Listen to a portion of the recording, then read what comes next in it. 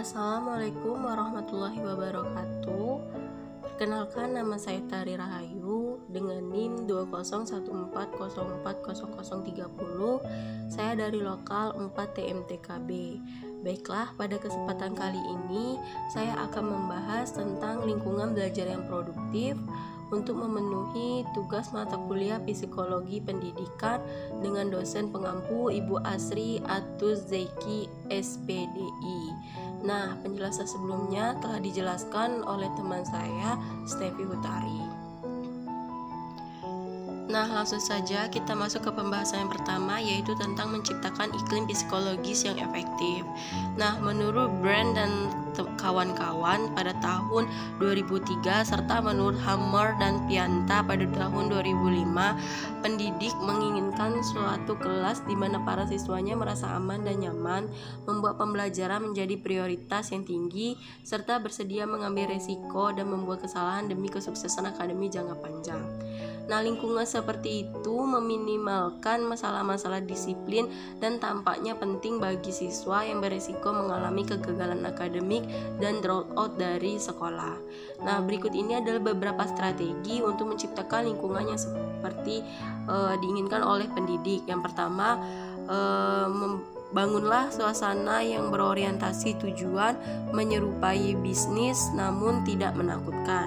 Yang kedua, komunikasikan dan tunjukkan bahwa tugas sekolah dan pokok bahasan akademik itu berharga. Yang ketiga, berilah siswa kesempatan untuk mengendalikan aktivitas-aktivitas kelas. Yang keempat, minimalkan persaingan di antara para siswa. Dan yang terakhir, tingkatkan rasa kebersamaan dan keterjalinan. Nah, adapun cara yang efektif untuk menciptakan iklim psikologis, yaitu murid perlu lingkungan yang positif untuk pembelajaran.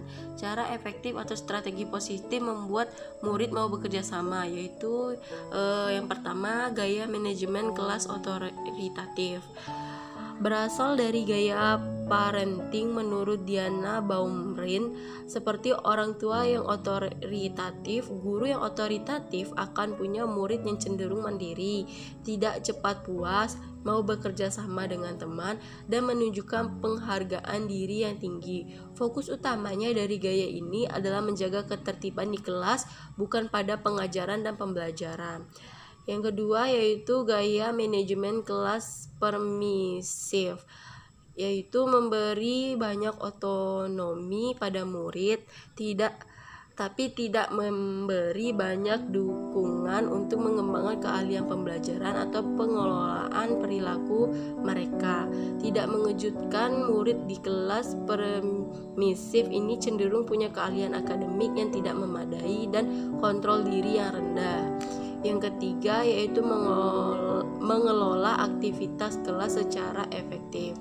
Nah, manajemen kelas yang efektif akan menunjukkan seberapa jauh mereka mengikuti apa yang terjadi.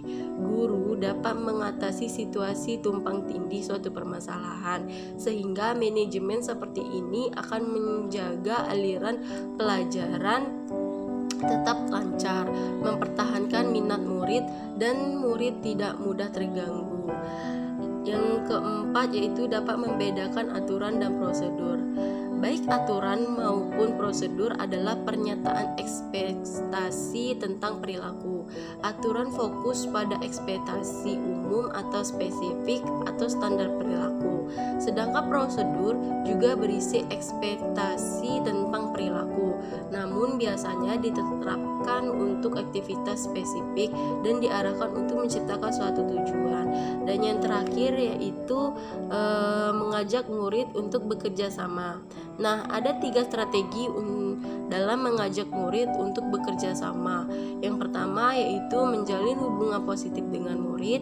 Yang kedua, mengajak murid untuk berbagi dan mengembangkan tanggung jawab. Dan yang terakhir yaitu memberi hadiah pada perilaku yang tepat.